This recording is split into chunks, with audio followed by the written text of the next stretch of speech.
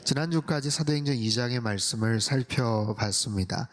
오순절 성령 강림 사건을 경험했던 제자들, 난곳 방언으로 또 하나님이 하신 일들을 전할 때 디아스포라 유대인들이 크게 놀라며 또 베드로의 설교에 마음에 찔려서 질문을 하죠. 형제들아 우리가 어찌할꼬? 형제들아 우리가 어찌할꼬? 내가 어떻게 하면 좋겠느냐? 굉장히 솔직하고 아주 중요한 그런 질문 앞에 베드로는 그들이 회개하고 세례받을 것을 권면을 하죠. 그들은 성령을 선물로 받으면서 변화된 삶을 시작을 합니다. 사도행전에서 초대교회가 탄생하는 그런 현장 모습이죠. 자, 오늘 본문은 그 후에 베드로와 요한을 통해 나타났던 놀라운 치유 사건을 소개를 하고 있어요. 1절 말씀을 다시 한 번만 읽도록 하겠습니다. 1절 시작. 제9시 기도 시간에 베드로와 요한이 성전에 올라갈세. 기도 시간이 있었어요. 9시라고 하면 오늘 우리의 오후 3시에 해당하는 시간입니다. 당시 유대인들은 하루에 3번, 오전 9시, 12시, 오후 3시에 성전에 올라가서 기도하는 경건한 습관이 있었습니다. 유대교 관습을 이어받아 늘 하던 대로 하루에 3번 성전에 가서 기도를 했는데 베드로와 요한도 마찬가지예요. 여러분 주목할 것은 그들은 특별한 성령 체험을 했던 사람들, 한번 설교에 3,000명이 회심을 하고 초대교회 엄청난 부흥의 역사들을 경험을 합니다. 자, 그런 속에서 얼마나 바빴겠어요? 얼마나 분주했겠어요?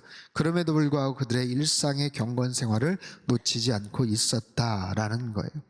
일상에서의 경건 생활, 영적인 루틴들을 놓치지 않았어요. 여느 때와 마찬가지로 시간을 지켰고요.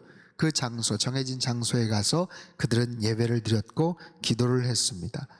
자, 여러분, 하나님의 특별한 체험, 하나님의 특별한 역사는 언제나 평범한 일상 속에서 특별하게 나타납니다. 다시요, 평범한 일상에서 특별하게 나타난다라는 거예요.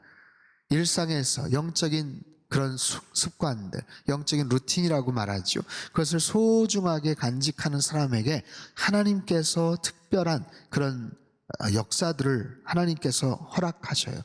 그래서 평상시에 우리가 꾸준하게 큐티 생활을 하고 기도 생활을 하는 것, 온라인 말씀 묵상이나 성경 통독과 같은 기본적인 영적인 습관이나 훈련들이 필요하다라는 거죠.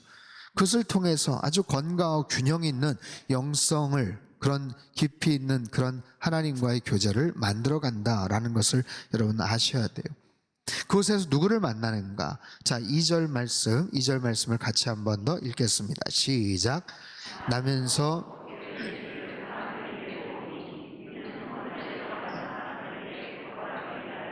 날마다 미문이라는 성전문에 두는 자라. 자, 예루살렘 성전에는요, 동서남북 사방에 문이 있었어요. 근데 특별히 동쪽 주입구인 니카노르라는 문을 아름다운 문, Beautiful Gate라고 그렇게 명명을 합니다. 당시 요세푸스라는 그 역사학자에 따르면 미문은 금과 은으로 입혀진 황동으로 만들어진 이중문으로서 고린도 지역의 노쇠를 가져다가 만들어진 무려 23m, 높이가 23m에 육박하는 아주 웅장한 그런 멋진 문이었다고 합니다. 성전 안에 그 첫 번째 출입구였기 때문에 언제나 통행인들이 왕래가 많았던 그런 곳이에요. 베드로와 요한이 그곳 입구에서 한 사람을 만나게 되는데 그가 누구였냐면 나면서부터 못 걷게 되었던 사람, 나면서부터, 즉 한 번도 걸어본 적이 없던 그런 사람이라고 말하는 거예요. 육체적인 장애를 갖고 있는데 경제적인 어려움이 있기 때문에 어찌할 수 없어서 사람들 앞에 구걸하며 연명을 하는 사람입니다.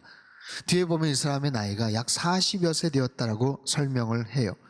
여러분 상상을 해보십시오. 구걸하는 거, 연명하는 것도 서글프고 참 속상한데 그 자리조차도 혼자 올 수가 없어요. 그래서 누가 떠매어서 옵니다.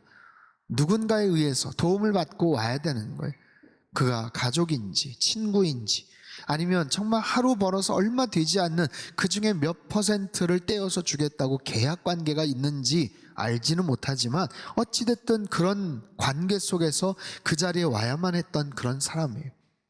남들은 예배 드리러 오는데, 제사 드리러 하나님 만나러 성전에 간다는데 날마다 구걸을 하기 위해서 그 자리에 와야만 했던 딱한 인생이라는 거죠.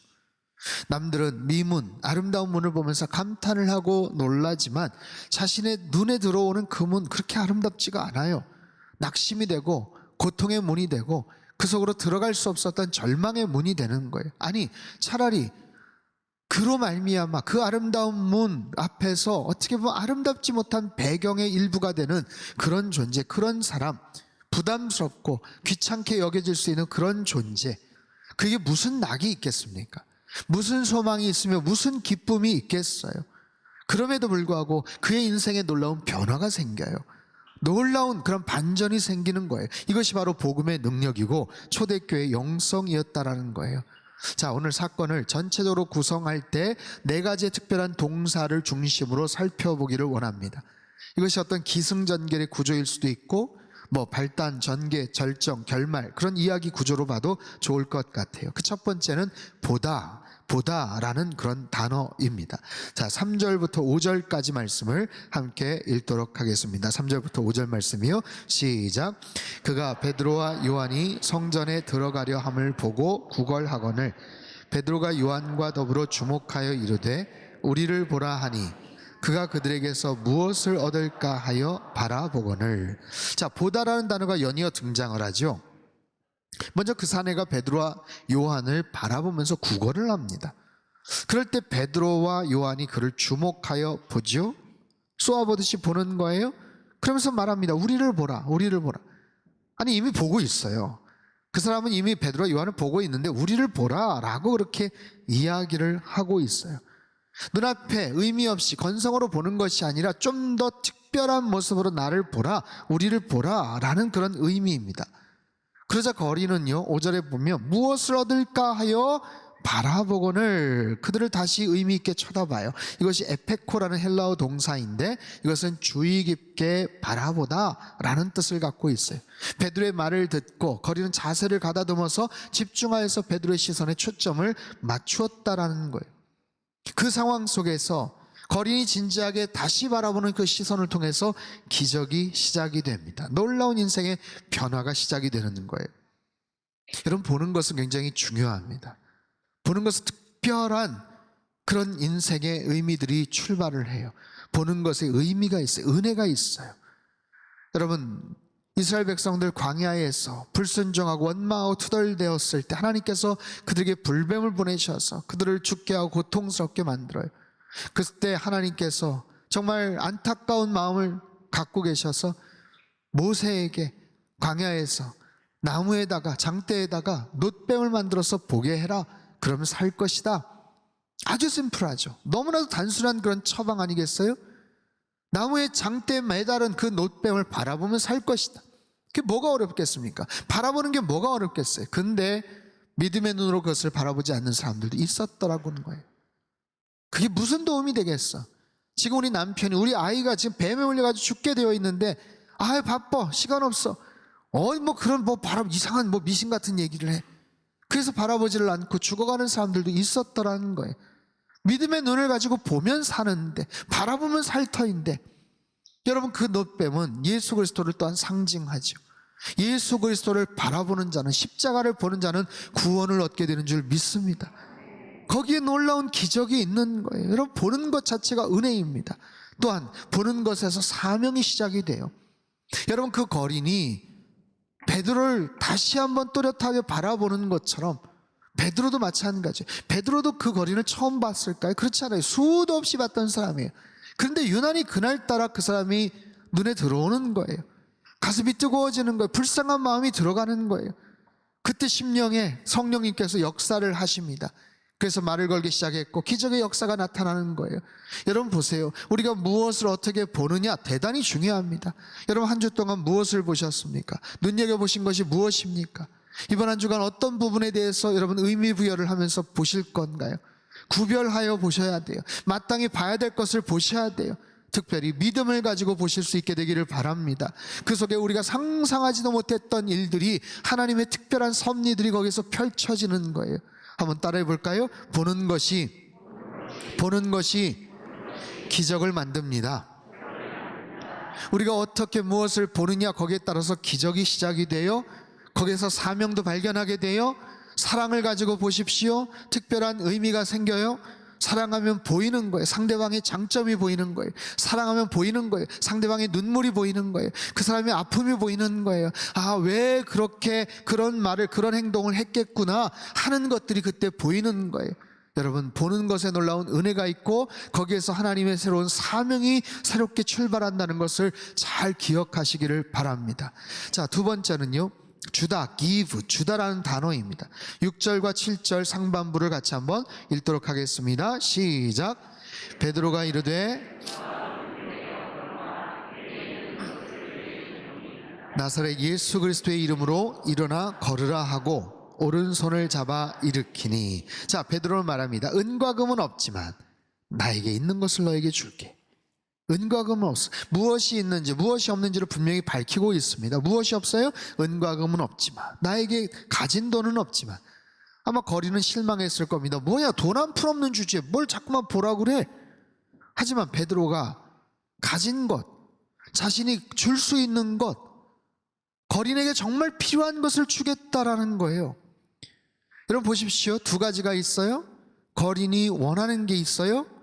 그리고 그 거린이 필요한 게 있어요. 그 사람이 원하는 것은 뭡니까? 돈이에요. 입에 풀칠할 수 있는, 연명할 수 있는 얼마의 돈이에요. 은과 금이에요. 하지만 정말로 그에게 필요한 것이 있어요.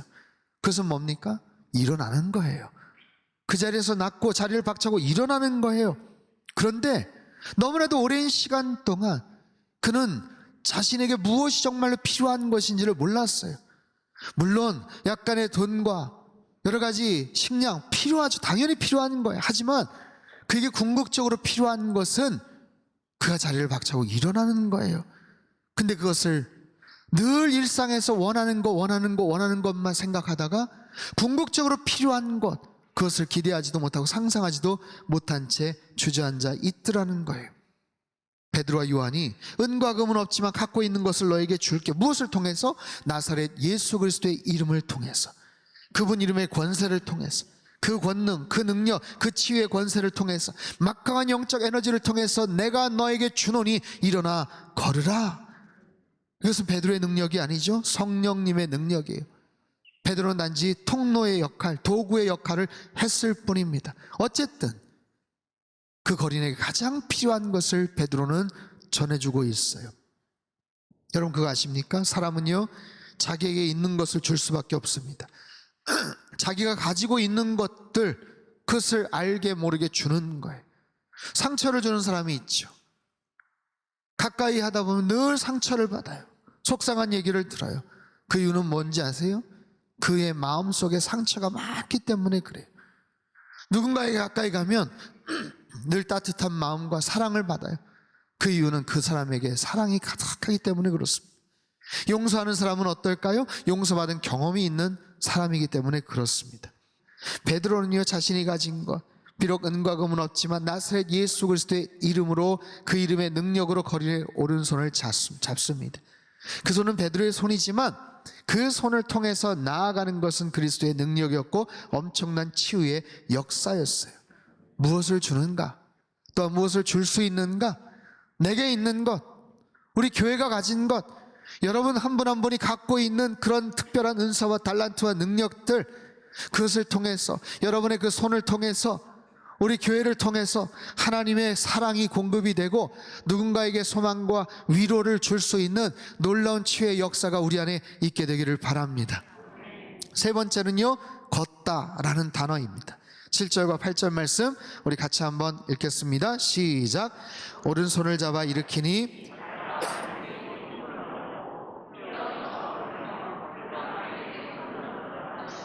걷기도 하고 뛰기도 하며. 자, 일어나 걸으라.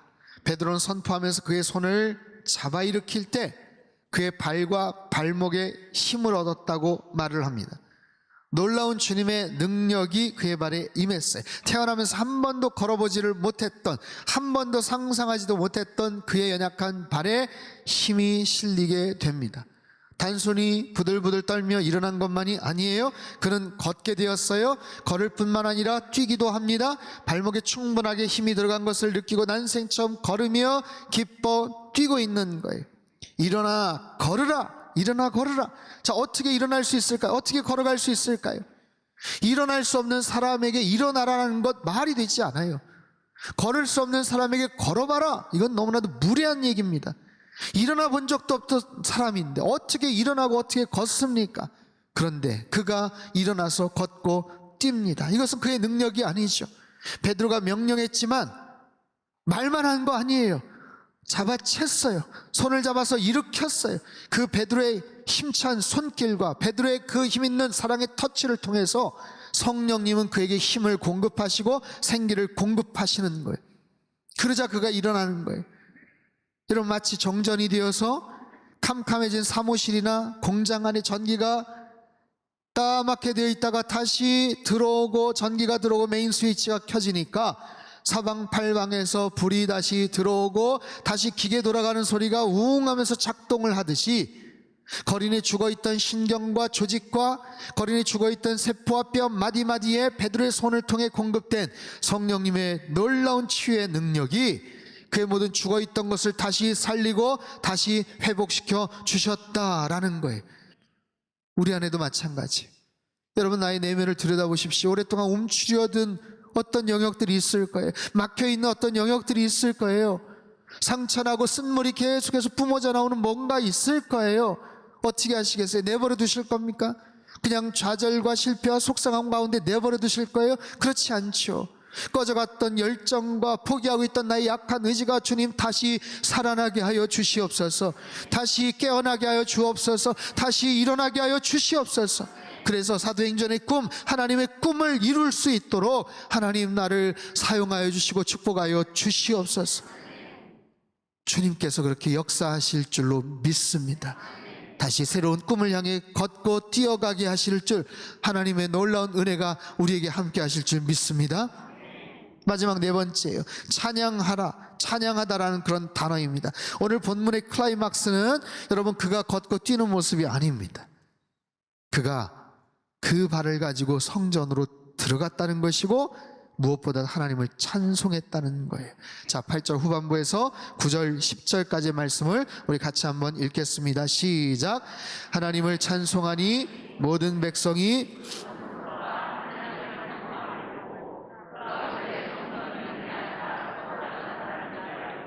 그에게 일어난 일로 인하여 심히 놀랍게 여기며 놀라니라. 아멘. 자, 그는 걷고 뛰어들어가며 하나님을 찬송합니다. 찬송합니다. 그가 하나님을 찬송해요. 한번 생각해 볼까요? 과거에 그가 하나님을 찬송했던 적이 있었을까요? 그가 그의 상황에 그의 입술로 하나님을 찬송했던 적이 있었을까요? 찬송하는 소리는 들렸겠죠. 성전 안쪽에서 들려오는 찬송 소리에 흥얼거리고 따라했던 순간이 있었을까요? 누군가 생각보다 더 많은 돈을 자신에게 땡그랑 줬을 때 흥얼흥얼거리면서 하나님을 찬양했던 적이 한 몇 번은 있었을지 모르지만, 여러분, 그의 환경, 그의 상황, 그의 딱한 처지를 생각해 보면 그의 입술에서 찬송이 나오는 것은 그렇게 쉬운 일은 아닙니다. 자신의 육체적인 절망과 불행한 낙담하는 그 인생을 보면서 한 번도 걸어보지 못했던 자신의 그냥 죽어있는 그 다리를 보면서 하나님을 원망했던 순간들이 훨씬 더 많았을 거예요. 하나님, 사람을 창조하시고 하나님께서 우리 인생을 주관하신다면서 왜 나는 이렇게 만드셨나요? 하나님, 왜 나는 이런 모습으로 태어나게 하셨나요? 도대체 이유가 뭔가요? 무슨 소망이라도 주셔야 될 거 아닌가요? 여러분, 수없이 하나님을 원망하고 하나님에게 악한 마음을 품고 있었을 그의 모습, 그런 마음으로, 그런 원망, 불평, 그런 투덜거림을 가지고 사람들을 받고 그 국어를 거절하는 사람의 뒷모습에 욕을 한 바가지 퍼부었을 그 입술로 그는 다시 하나님을 찬양하기 시작합니다. 그의 표정이 바뀌었고요, 마음과 생각과 영혼의 놀라운 변화가 생겼고요, 그 입술을 통해서 마음껏 최선을 다해 하나님을 찬양하는 모습에 사람들이 놀랐다라는 거예요. 마치 꼬물거리던 애벌레가 나비가 되어서 창공을 우아하게 날아다니는 모습처럼 난생 처음 부들거리는 자신의 발로 겨우 딛고 힘을 얻어서 뛰고 찬양하는 그의 아름다운 모습에 사람들은 놀랍니다. 어디에서요? 성전 미문, 아름다운 성전 문 앞에서 진정으로 아름다운 장면이 연출되는 모습을 보며 감탄을 하고 놀라는 거예요. 자신들은 그 성전에 수도 없이 가서 예배를 드렸지만 그 거리는 처음으로 그 성전 안에 들어가는 거예요. 지성소 안으로 들어가는 거예요. 자신들은 어쩌면 식상하게 예배 드렸을, 수도 없이 형식적으로 찬양만 드렸을 그들의 모습이지만 그 거리는 마음껏 하나님을 진심을 다해서 찬양하는 거예요. 수많은 사람들이 무표정하고 심드렁한 모습으로 입술만 달싹거리며 읊조리듯 찬양의 가사를 따라했을 그들이지만 그 치유된 사람의 온전한 찬양과 예배는 얼마나 그들에게 큰 도전과 감동으로 다가왔을까요? 야, 저렇게 기쁠까? 아니, 정말 저렇게 좋을까? 그래, 진짜 기쁘겠다. 아, 얼마나 좋아, 세상에. 아니, 어떻게 저렇게 기적이 일어나서, 아니, 얼마나 기쁘겠어. 여러분, 누군가 정말 말할 수 없는 어려움 속에서 다시 회복이 되고 다시 감격해서 눈물을 흘리며 간증을 할 때 그 이야기를 들으면 우리도 같이 눈물을 흘리잖아요. 정말 너무 힘들었겠다. 너무 어려웠겠다. 하나님 참 감사하다. 같이 눈물을 흘리잖아요. 여러분, 그 장면을 보면서 아마 그들에게도 그런 가슴 울컥한 그런 상황들, 그런 마음들, 그래, 저게 찬양이지. 저게 저렇게 찬양을 하는 거지. 많은 반성과 도전을 받았을 거예요. 사랑하는 성도 여러분, 우리 매주 이 자리에 와서 예배를 드립니다. 교회에 옵니다. 좋은 성전, 이 좋은 성전에서 멋진 성가대와 멋진 찬양팀과 함께 예배드리고 찬양을 부릅니다. 그런 우리들의 예배가, 우리의 찬양의 모습이 여러분 습관화되지 않기를 바랍니다. 우리의 모습에, 우리의 표정에 생기가 없고 기쁨과 감격도 별다른 감사의 마음도 없이 예배드리는 일이 없기를 바랍니다. 하나님을 찬양하면서 우리의 영혼의 기쁨이 넘쳐나기를 원해요. 하나님을 찬양하면서 정말 마음껏 준비된 심령으로, 두렵고 떨리는 마음으로 하나님 앞에 나와서 마음껏 찬양하는 여러분의 한 주 한 주의 예배가 되기를 원합니다. 늘 비슷한 자리에서 언제든지 마음껏 올 수 있는 것이 마치 특권인 것처럼 생각하고 아무런 감사와 감흥이 없이 찾아와서 예배를 드리는 그런 모습이 아니라 어쩌면 내 인생 이것이 마지막일 수도 있다라는 그런 마음으로 예배를 드리는 거예요. 오랫동안 투병 생활하면서 내가 상당교회 와서 예배를 과연 또 한 번 드릴 수 있을까? 그러다가 주님께서 고쳐주시고 회복시켜 주셔서 정말 두렵고 떨리는 마음으로, 아니 설레는 감동을 가지고 수개월 만에 이 자리에 와서 처음 예배를 드린다면 여러분, 그 기쁨과 감격이 얼마나 대단하겠어요. 우리 안에 그런 예배의 회복이 있게 되기를 바라고요, 그런 찬송의 회복이 있게 되기를 주님의 이름으로 축복합니다. 자, 오늘 네 가지 동사를 말씀을 드렸어요. 이 동사를 잘 묵상하는 한 주가 되셨으면 좋겠어요. 첫 번째는 보다입니다. 보다. 하나님, 나의 눈이 주님의 시선을 보게 하여 주시옵소서. 은혜를 체험하고 사명을 발견하는 믿음의 눈이 되게 하여 주시옵소서. 두 번째, 주다라는 동사예요. 하나님, 나의 손이 주님의 사랑과 능력을 전하는 손이 되게 하여 주시옵소서. 이 손으로 넘어진 사람들을 세워주게 하시고 낭망하는 자들에게 소망을 건네주는 그런 사랑의 손이 되게 하여 주시옵소서. 세 번째는 걷다입니다. 걷다. 하나님, 나의 발에 힘을 주셔서 주가 주신 능력으로 힘차게 일어나 걷게 하여 주시옵소서. 주님의 성전을 향해, 지성소를 향해, 예배 현장을 향해 나아가는 발이 되게 하시고 세상에 감동을 주고 변화를 지키는, 섬기는 발이 되게 하여 주시옵소서. 네 번째, 찬송하다요. 하나님, 나의 입술에 성령님 기름 부어 주시옵소서. 투덜거리거나 원망하거나 불평하지 않게 하여 주시고 주님을 전심으로 예배하며 진심을 담아 찬양하는 하나님 거룩한 입술 되게 하여 주시옵소서.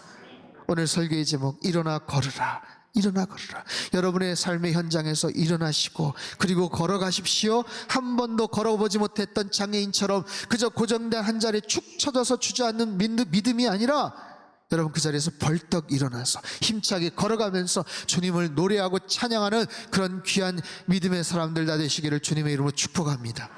우리 상당교회가 우리 교회의 문제, 하나님 거기에만 급급한 그런 교회가 아니라 하나님의 역사를 깊이 체험하는 교회, 성령의 능력을 경험하는 교회, 우리에게 주신 영적 사명을 나눠주고 감당하는, 그래서 힘차게 비상해 나아가는 그런 선교적 교회 되시기를 주님의 이름으로 축원합니다.